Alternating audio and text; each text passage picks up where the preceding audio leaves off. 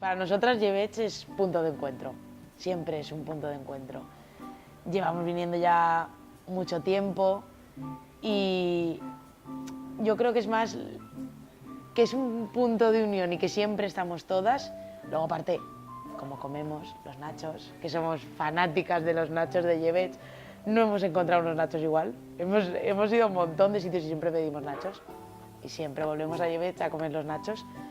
Y bueno, pues también conocemos a todos los camareros, siempre se nos ha tratado fenomenal.